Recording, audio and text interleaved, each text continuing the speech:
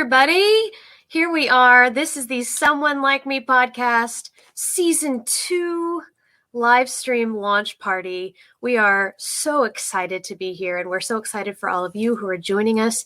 It's a bit of a drizzly day here in Nashville, Tennessee, and so it's nice to be kind of cozied up, and we get to talk about all the things that are happening in this second season of Someone Like Me, the official In Slavery Tennessee podcast. So we have a few people here on screen, and I'm going to introduce them in a moment. But I do want to make sure you know that aside from talking about what's happening this season, we're answering questions as well. And there are 2 people on this screen who are going to be very well versed in answering most any question you have about sex trafficking here in the United States, specifically in Tennessee. So let's start by introducing who we see on screen. First, in the bottom left-hand corner, we have Gregory Byerline, who has been the long-standing producer of this show. He came up with the show with Derry Smith, who is the founder of In Slavery Tennessee. And so, Gregory, we're so excited to have you here. He's going to tell us a bit about a really special episode that we're going to have this season. And then on the upper left-hand corner, we have Marissa Brownell, who's the executive producer. Marissa, would you tell us what you do at In Slavery Tennessee on a day-to-day basis? Sure. I am one of the care coordinators here. We are not called case managers. It's a little too clinical for us. So I'm care coordinator, but we do a lot of case management. I am specifically the CSEM specialist, which is commercially sexually exploited minors. So I work with all of our minor clients. I occasionally serve adult clients as well, but my main focus is on the youth. And I would say day to day, every day is a little different. I go and visit my youth in the community. We might go out to lunch, we talk, I connect them to therapy, do a lot of mentoring and supporting, get them involved in activities in their community, and basically just meet their needs where they're at, in addition to providing support for their families. Awesome. Thanks, Marissa. And Staci, tell us about what you do at In Slavery.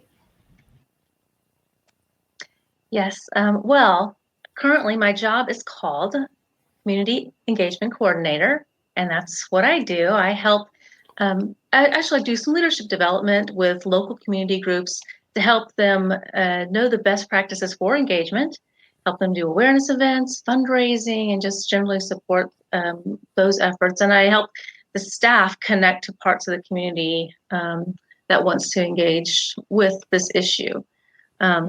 My background, I'm a social worker, and I have been a volunteer. I've been in that role as a volunteer community group leader for almost a decade. I've been a volunteer here, but I've only been on staff for a few months. That's great. I've seen a lot, and I've done a lot, and I love it. Yes, and between the 2 of you, I think you're a really fantastic team to help guide us through what this season looks like, because we have the direct service side. So we have someone who's working directly with the people who are being served by In Slavery, and then we have someone who's working on the people who are helping the people who are serving survivors. So grateful to have each of you. Before we go much further, we're going to start with a really fun exercise that we've actually been doing for each of our interviews, and it's based off of something Marissa does with her youth that she serves. So Marissa, tell us about what we're going to do, and then everybody watching, you're going to get to participate, and we're all going to kind of get to have a little icebreaker together. So go ahead, Marissa. Okay, I used to lead groups for minors. Right now, I'm not doing that anymore. We have somebody else that does that. But one of the favorite things that I would do is just an icebreaker was I would bring in these just like silly or thought-provoking would you rather questions. So we decided to start every podcast asking our guests a few would you rather questions just to kind of break the ice, get to know them a little bit, lighten the mood maybe. So I have a few for our team today. All right. Are you guys ready? Yes. Okay. Would you rather give up vacations for your life or never be able to own a pet for the rest of your life?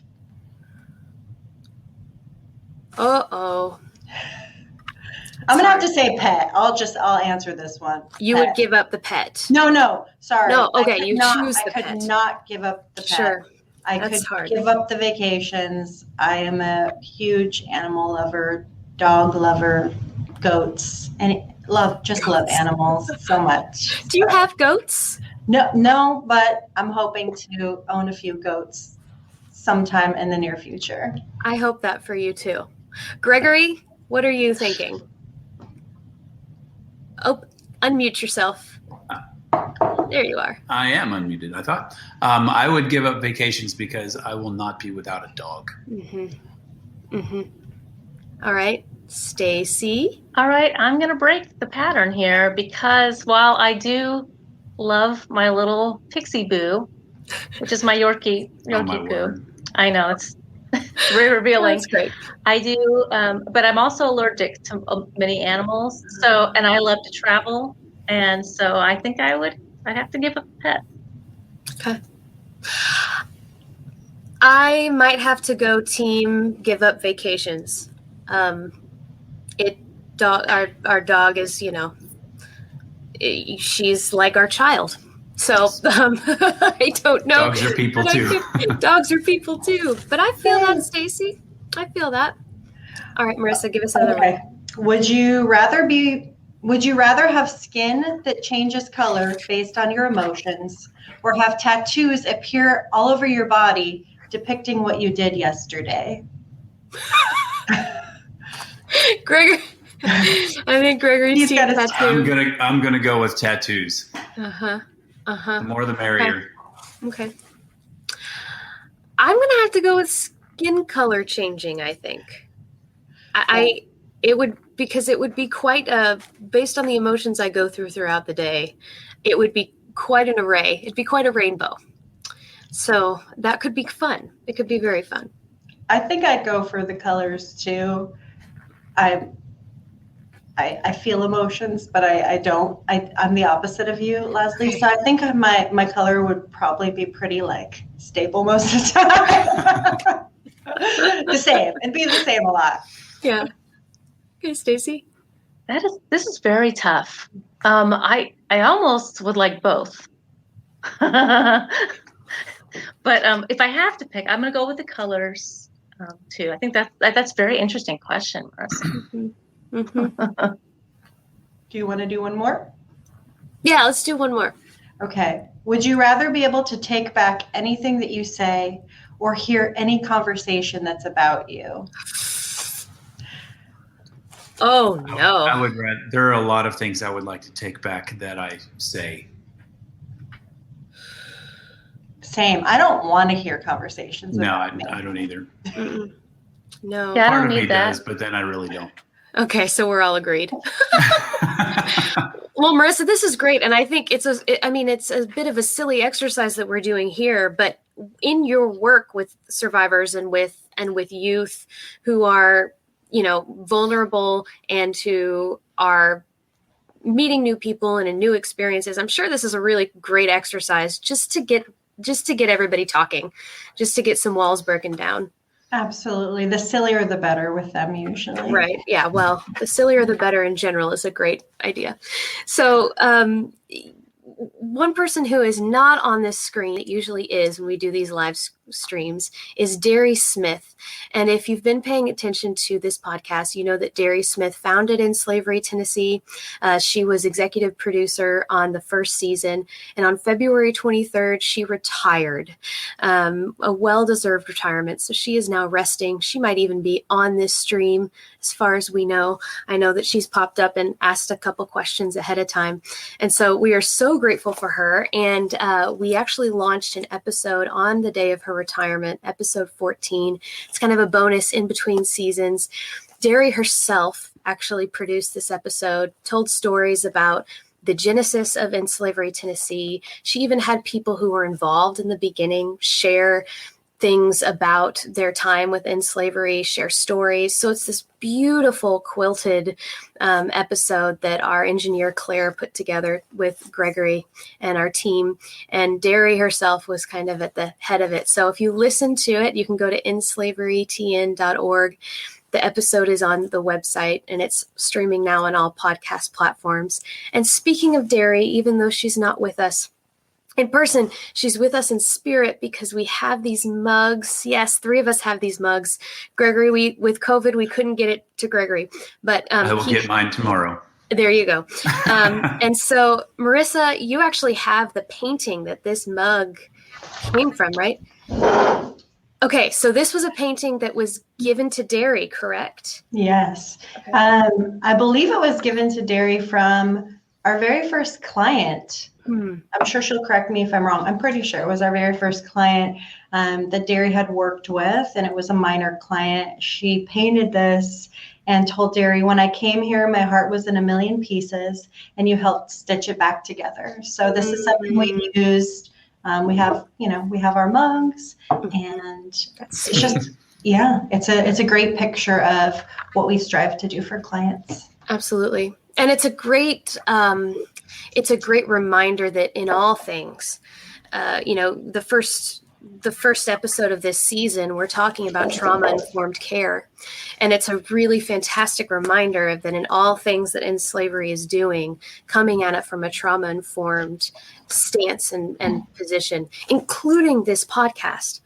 And so when we set about to plan this second season, and with the idea that the whole reason this show exists is to share survivor stories, to give them a voice, to be able to give them a platform so they can share their story the way they want to without fearing that it's going to be manipulated or misconstrued.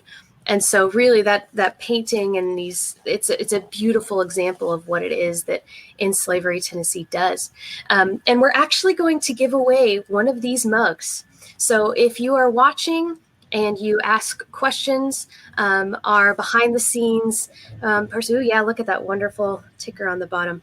Well, you'll be contacted directly after the live stream by Caitlin, who is running the scenes behind all of this. She's fantastic. She's communications for In Slavery Tennessee. So ask questions, and then at the end of all of this, you might just get a mug. It's very exciting. So this show, like we said, was started with the purpose of telling survivor stories. And this new season, we're going to hear survivor stories in a lot of different ways. So Marissa and Staci put this entire season together, kind of planned it on the front end for us. Could each of you kind of walk us through what the arc of this season looks like? Sure. At the very first episode, we are talking about trauma-informed care with Staci, myself, our director of services, Kelsey Mize, and Caitlin Reed. We talk about what trauma-informed care is and why we are incorporating survivors in a different way this season. We're not having as many survivors on, but their voices are going to be carried throughout the season in lots of different ways. We do have a few survivors on this season, and we're building up. We do have Centoya Brown in the middle of the season as a survivor, and the first half of the episodes leading up to that interview are dealing with youth vulnerabilities. So we're interviewing with Stacia Freeman from Epic Girl, covering the juvenile justice system for minors, because the majority of our clients have come through the juvenile justice system. We are also talking to Bethany Christian Services. They are a foster agency. We talk a lot about foster care and how that is a real common denominator between the victims that we serve. So we're definitely covering that youth aspect leading up to Centoya. And then after that, Staci can tell you what the second part of our season looks like. Yeah. Some of the things that I think are very important to the work that we do are the partners. It really is one of the things that these collaborative relationships that we've built with particularly law enforcement and in the judicial system to undergird the work that we do, because and to spread this trauma-informed model and share that together. And so we'll be talking with Judge Escobar with the Human Trafficking Court here in Nashville, and Assistant District Attorney Sarah Wolfson, who does some programs within the court system that we work with together, so that survivors have this more of a supportive system within the judicial system, which is really wonderful. we're also talking with members of the TBI who started the first human trafficking unit here in Tennessee.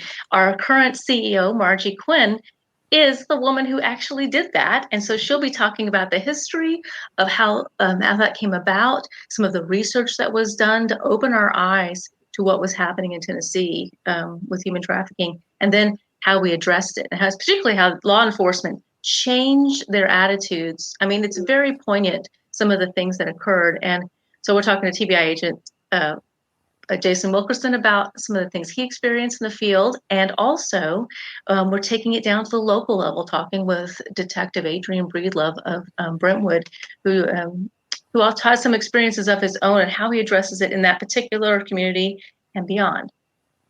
Let's see.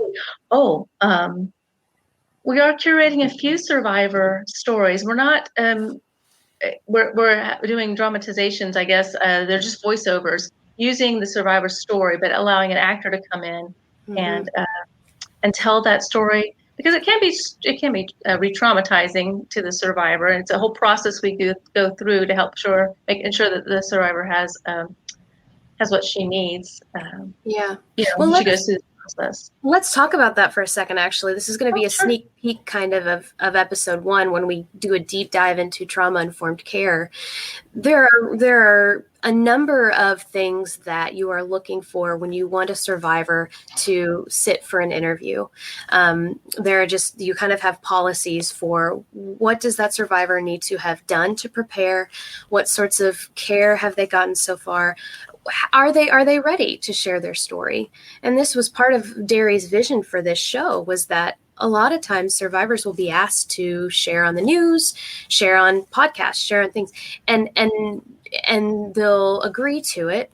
And then the questions that are asked are re-traumatizing, do bring up really difficult things that maybe they weren't ready to address yet. Or maybe they get through the interview and they realize, I don't know that I want that to be public, but the outlet runs with it anyway. So we do a very intentional thing with making sure, and again, this is a bit of a spoiler alert for the first episode, but we talk about the number of things that we go through to make sure a survivor is ready to share their story. And so if there aren't survivors that are ready for that just yet, then we may not be able to have a survivor sit down for an interview. However, you are often getting emails and correspondence from people who you're working with directly that are willing for someone else to share something they've written, right? And ways that in slavery has helped them that can help us better understand the issue. And so that's one thing that is going to be really important this season. And the other side to this podcast, the purpose of it is to educate people on the issue of human trafficking. So it is empowering survivors, but then it's also education. And this season is going to do a really deep dive into a number of pretty things that look really complicated that contribute to this issue, and getting a really good picture of what it looks like, from youth vulnerability to, talking about adult issues and the court system, and how there are ways that the court is doing things to address trafficking. So you all have done a really wonderful job of that. Gregory, you have an episode that you've done this season that I'm really excited about, because last year we talked to someone who volunteered at a school that it's called John's School, but it's sex buyers go and they can have a number of things. They sit through some sessions during the day to understand kind of the issue a little better. So we interviewed a volunteer for that school, but we actually have a sex buyer this season who came on to talk. You want to talk about that for a second? Yeah, that was a really remarkable conversation. I'm deeply grateful for his honesty and his candor and his transparency. He answered everything that I asked. He shared very openly, and Marissa and Staci even submitted some questions from survivors that they wanted to know the answers to from a sex buyer.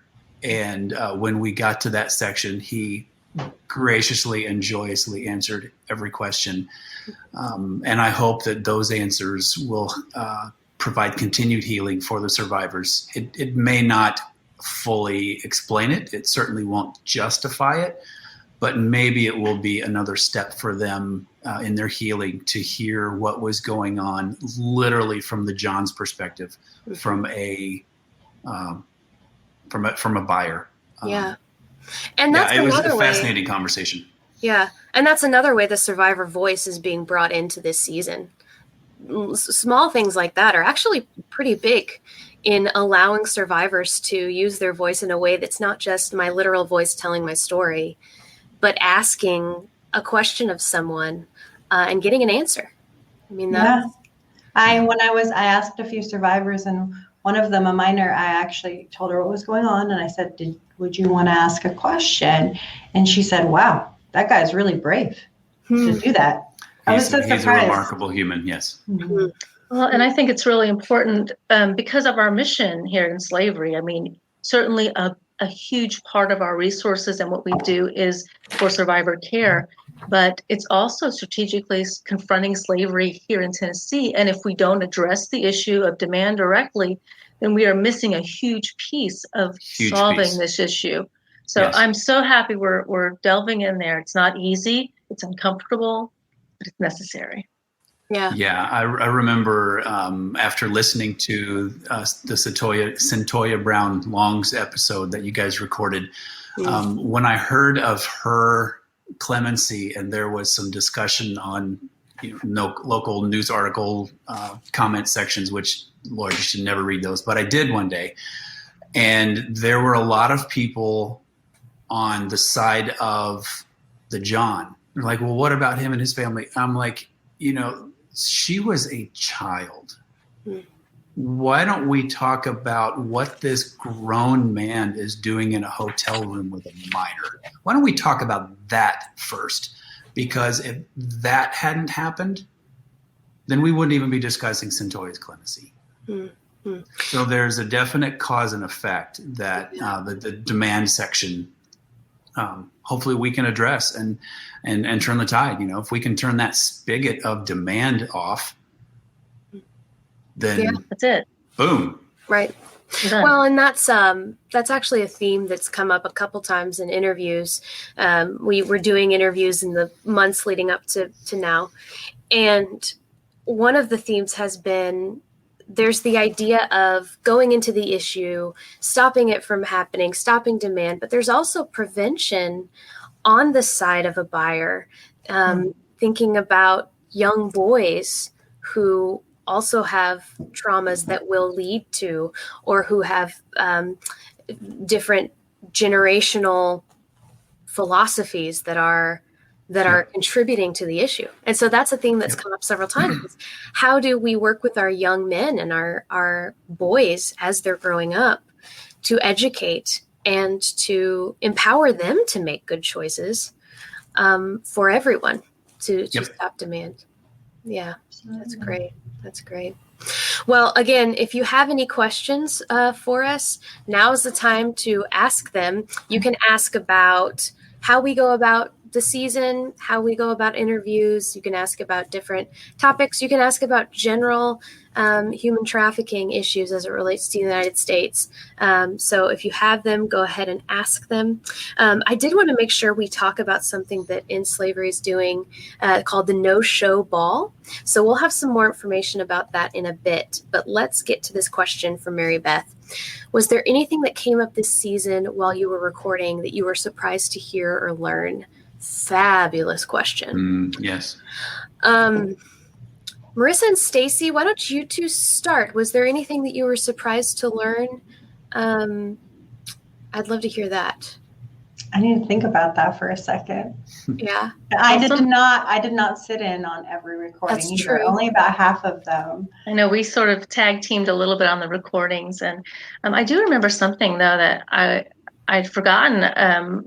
There's some really good research that was brought that the TBI, the Tennessee Bureau of Investigation, conducted early on in this when we began addressing human trafficking here in Tennessee directly, locally, and I didn't realize that our CEO, Margie, was a key person in developing that research, and it really set the stage for building the laws and addressing this directly. And I just forgot who. I mean, I'd read the research and I was like, oh wow, you did that. Oh, that's great. It's been so instrumental. Yeah. So that was a nice moment. Yeah. I thought of something in the Centoya Brown Long interview. She talked about what it looked like growing up for her. Most people focus on her story. We did have her tell her story a little bit, but we wanted to focus on what would she tell girls her age, and where did she come from? What happened to her that led up to the crime that was committed and her ending up in prison? And she was actually from a good family. She was raised in a good family, and there were definitely some vulnerabilities, but she had a different backstory than I would have imagined. So hearing that just straight from her was very interesting, and it sounds like a lot of the kids that we live with, she actually had less vulnerabilities than a lot of the kids that we live with. It doesn't matter what they look like, though. I mean, a vulnerable youth is a vulnerable youth, and predators can sniff them out real quick. So that was interesting to me. And then we also interviewed a survivor named Trish, and her story was just very different than some of the other stories that I had heard. You have to tune in, but she talked a lot about her own children in that story. And it was really enlightening to hear her perspective on coming out of being trafficked, and then dealing with children who are having a lot of similar issues. So you have to check that one out. That was a great story with Trish. I had another thought too. The two tough guy cop type law enforcement guys. Yeah. I just have to say it was beautiful to see how vulnerable they made themselves in these interviews. I mean, we saw this the soft, tender side and the moments of reckoning for them to realize some of the shifts in law enforcement and how they had been culpable, and for them to admit and talk about how they're moving forward. And I love that we're hearing more male voices, and I hope that's going to be a trend that we can continue, because we need everyone to be on board with supporting this issue if we're going to solve it. Yeah. Agreed. Gregory, did you have one? I have one, but if you have an answer for Mary Beth. There was something in particular, and I'd like to not spoil the interview with a sex buyer episode. I would just like to let that one speak for itself. But it's something in there. Yes. And well, and bridging the gap from the demand situation to prevention, like Marissa said, again, if we can turn off the spigot of demand, that right there is a cornerstone of prevention. I mean, that's huge. It's so important, and I'm grateful to be a part of this to help turn that tide. Yeah. I'll tell you, the thing that surprised me and that I loved hearing was, each episode there was a surprise, but there's another thing that came up a lot, almost in every episode, which was that victims of human trafficking do not see themselves as victims most of the time. And that was something that came up early in interviews and then came up often. And it's just so helpful to know that. But case in point, Centoya herself, when she was in prison, it was an In Slavery Tennessee publicity campaign that helped her realize her reality. And I really loved hearing this story. It was called What is 13, right? That was the title. That's correct. Yeah. And it was community leaders, so the mayor, the governor, talking about sex trafficking and what it looks like. And she tells a story of being sitting there incarcerated, and all of a sudden she goes, wait, these are leaders talking about a story that looks like mine. That sounds like someone like me, you know? Yeah. So the campaign, What is 13? You were supposed to get a picture of when you were 13 years old. And so all the city leaders and different community leaders got this picture, and they showed a picture of themselves and said, what was life? They were supposed to imagine, what was life like for you when you were 13? What did it look like? Yeah. And it was comparing and contrasting what it's like for someone who's vulnerable in human trafficking. Yes. Or it reminds us all that when we're 13, we're all pretty vulnerable. Mm-hmm. Yeah, and remind everyone what the significance of the number 13 is, or the age 13. It can vary, I would say now, based more like factually. The average age of entry into trafficking was 13 at that time. Now it's about between 12 to 14, but that's the significance of 13. Yeah, and similar to what we discussed in the demand issue in season 1, 13 is an average, which means there is younger. Yeah. Mm-hmm. So something to think about there too. Right. Next question. How do you address those who don't see themselves as victims? That's great. Marissa, why don't you talk about this? Yeah, pretty much none of the minors see themselves as victims. Sometimes the adults do because they've addressed it a couple times before coming to us. But I think that you educate, you teach. We do some prevention work. We have some curriculum that teaches them about exploitation. So we might show them that and work through that curriculum with them. And then a few months down the line, they might be like, you know what, that happened to me, and come to terms with that. I would say for a lot of the youth, I mean, I'll be working with them for maybe a year, and then they may say, yeah, okay, that did happen to me. But we don't push them to tell their story. They're usually referred to us from law enforcement or DCS, so we do know the background, and that they qualify to get services from us. But most of the youth disagree. They're like, why am I here? I wasn't trafficked. So we try to teach them what the definition of being trafficked is, and just stand by them, encourage them, love them, support them, and teach them how people do prey upon them and use them and manipulate them. And more often than not, they will get to a place where they do see themselves as, I don't want to even say victim, but they would see themselves as, this is something that happened to them. Yeah. So we usually, we call the people that we work with survivors. Nobody wants to, carry around the victim label usually. So yeah, it just takes a little bit of time. Mm-hmm. Yeah. And I think you're right. The process is exactly what it is. It takes a minute to open your eyes to all the trauma. I mean, it's trauma. And what some of the things that we do to educate. I mean, and by the way, trafficking isn't often the first thing that presents in when we identify people who are vulnerable and have had these experiences. Sometimes it's theft, sometimes it's drugs, sometimes it's incarceration.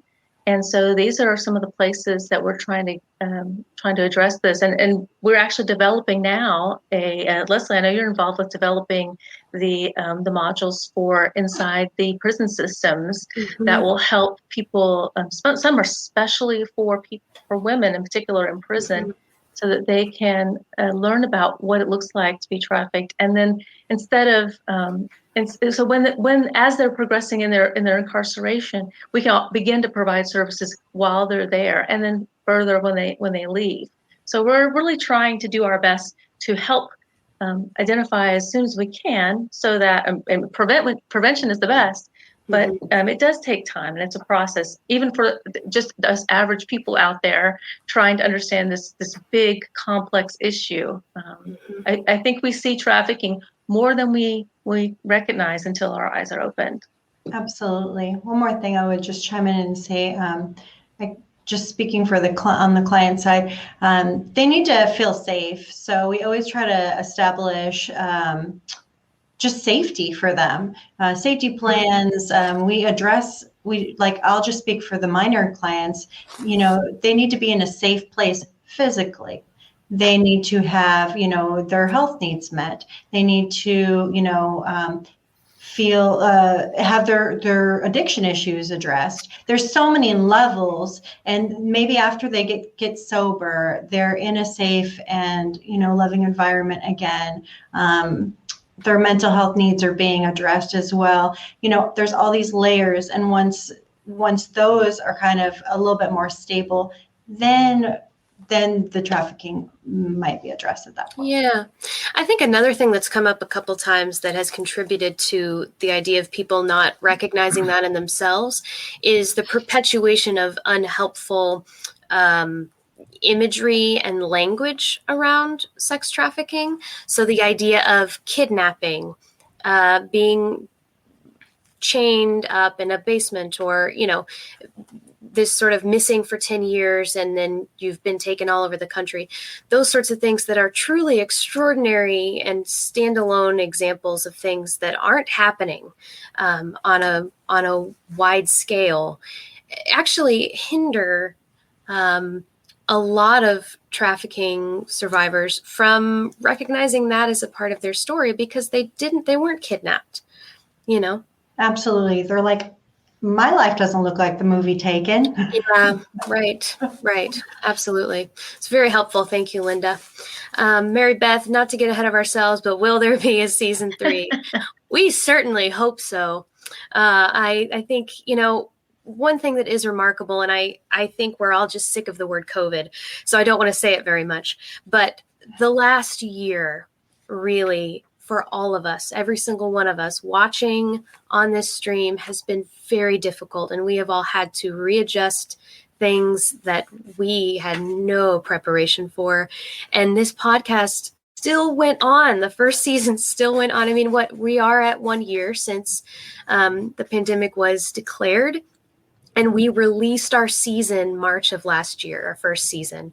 So I just want to thank the production team for continuing on. I mean, last year we were doing some Zoom interviews with survivors that we had to kind of get some resources to so we could talk to them. It's pretty extraordinary. And so I'm hopeful that as some things start to turn, that we can absolutely talk about a season 3, because we've done it. We've done 2 seasons of this show in a very difficult time. So I'm hopeful for that. And I know that it affects how you're able to serve survivors that you're working with. And so I'm also hopeful that a bit of a change, a fresh wind, might allow for more survivors to come under your care and some more rehabilitation to happen. So we have ideas. We do have ideas for the 3rd season. So good. Yes. Well, everyone, thank you so much for watching and tuning in. I do have one more thing I want to tell you about that In Slavery Tennessee is doing, that you can learn more about this issue and get a delicious brunch. It's called the No Show Ball. It's Saturday, April 24th. At 10 a.m. And the food, so what happens is you sign up, you get a ticket, and you sign up for food that will come to your house. The food is provided by Thistle Farms, which is a collaborative partner with In Slavery Tennessee. They have a cafe that employs survivors. So it's a really wonderful partnership here. And so when you sign up for the No-Show Ball, you will get a meal from Thistle Farms, and then there will be a special edition of Human Trafficking at Home, which is a online resource that In Slavery Tennessee has established, and this is going to be talking about advocacy. So on your screen right now, you see the URL to get your tickets. That's going to be a really neat event, and you guys do that every year, don't you? Yeah, wonderful. We've been doing it every year, but this is the first time we have built in an education or a video piece to it. So it'll be a nice new fresh thing to do with it. Yeah. Well, everyone. Thistle Farms food is amazing also. Yeah. Great partnership with a great organization. Yep. Well, before we go, we have also asked each of our guests to share their why. Staci, I would love for you to ask this question, because you came up with this idea, and so we bookend the conversations with would you rathers, and then we end with this question of all of our guests. So Staci, would you ask this question, and then each of us can respond? Yeah. So the people that we've been interviewing, They've engaged this so well. And so I asked them, was there a moment of light or understanding where it just changed your world related to human trafficking and allowed you to move differently in the world from that moment forward, or from a series of moments? And it's been a wonderfully it's been a wonderful experience hearing how they changed and what it was that changed them. So Staci, you go first, because I actually haven't heard you answer this question, and I'm interested. Well, I mean, for me, it's kind of a series of things. I'll set the stage a little bit. I mean, human trafficking, the first human trafficking law in the nation was passed in 2000, federal law. And so it's not been really that long since we've been addressing and calling it human trafficking. And even back then, I think most people saw it as a foreign issue, that maybe come into the United States different ways, but they didn't really see it as a domestic issue in general in culture. And my moment came when there was this, let's see, I think it was Dateline NBC. They had a series called To Catch a Predator. And this was the series was from like 2004 to 2007. And I'm a social worker, right? So I'm aware of some social issues, but this one floored me. I was incredulous. I said, and what happened was the reporter worked with it's a law enforcement agency, and they set up these stings where young girls were put, people, these men would think they were going to make a date with a young girl to have sex. And that's disturbing enough. But the fact that man after man after man after man came in of all ages, all races, all socioeconomic class, they would just walk in expecting this situation. And I just didn't think that. I didn't think like that before. And I don't think they called it trafficking or anything related to trafficking back then, but that was my first introduction into this dynamic occurring in our society. And so after that, I started piecing it together when I heard about International Justice Mission, which is an international trafficking organization. And I thought, well, something feels familiar. I finally went to, I saw a film called Girl Rising. It was a film that was screened at Belmont University.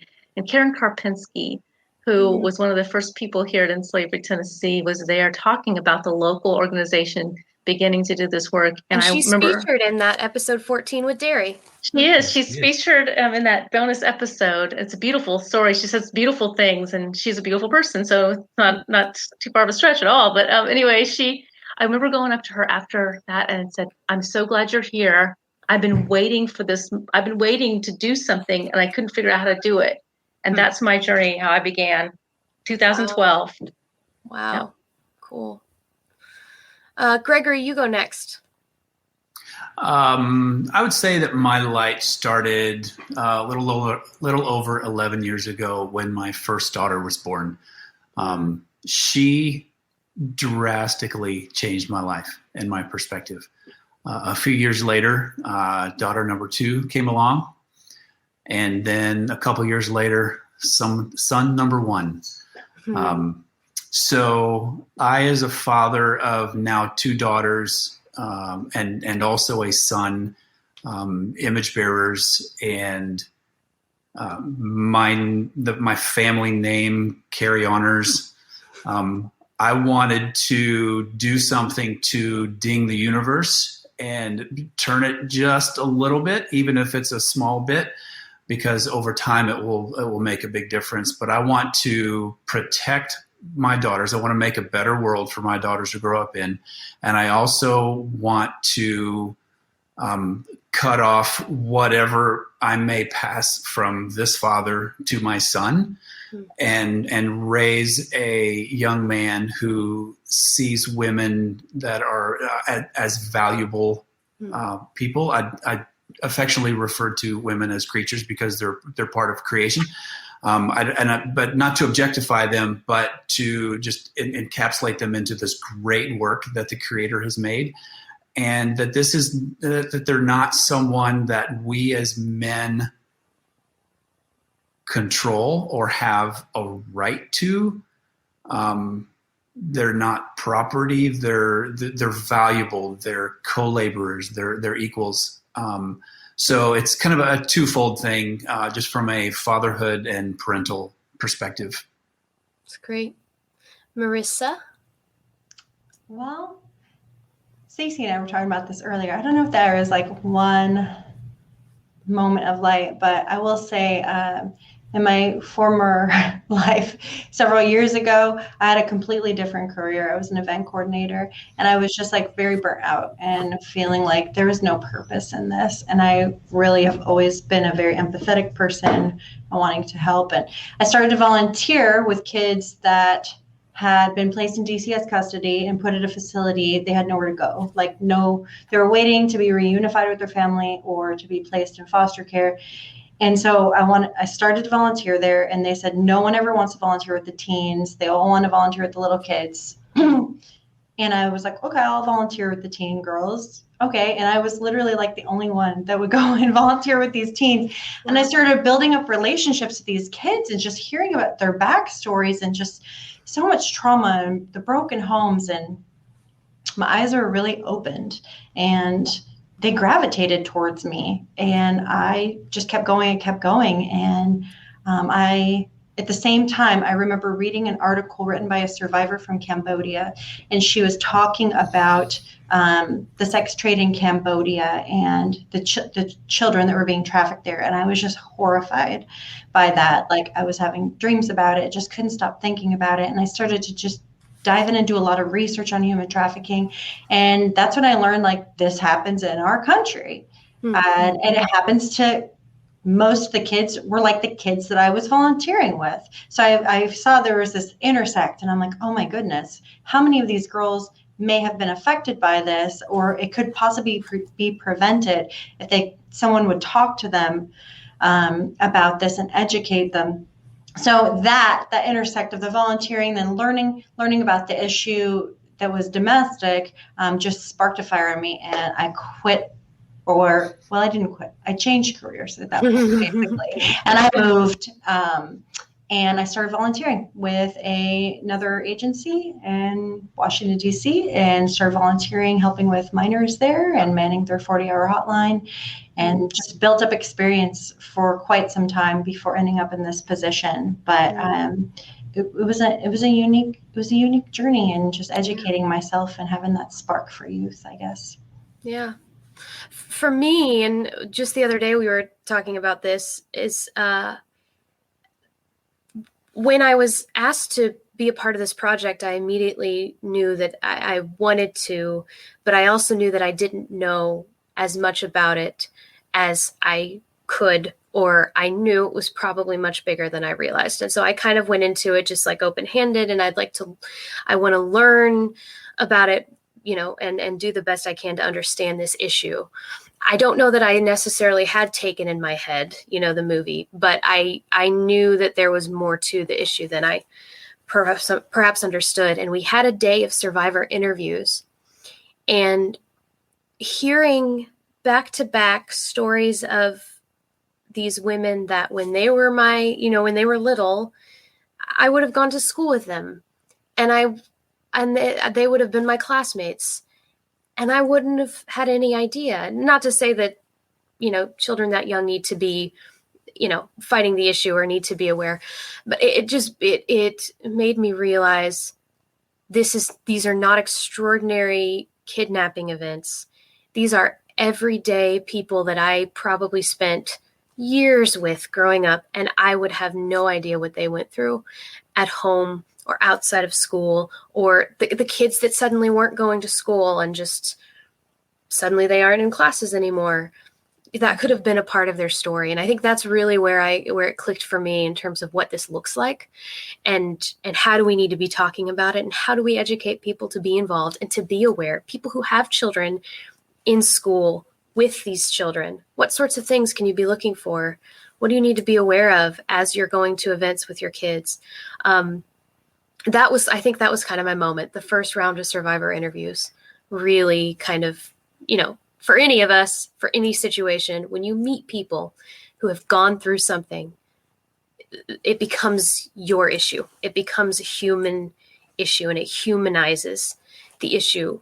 And So I have been incredibly grateful for this opportunity to learn more and to do work with you all. So everyone, thank you so much for being on this live stream. We launched the second season of Someone Like Me on March 26th. So you have some time to go listen to the first season, get caught up, and listen to the episode number 14, Derry Smith, her legacy episodes. You can learn how this entire organization came to be. And thank you for joining us today. We're so grateful, and get your tickets for the No-Show Ball. That's going to be an incredible event. So everyone, we'll see you March 26th for episode 1. Have a good Friday.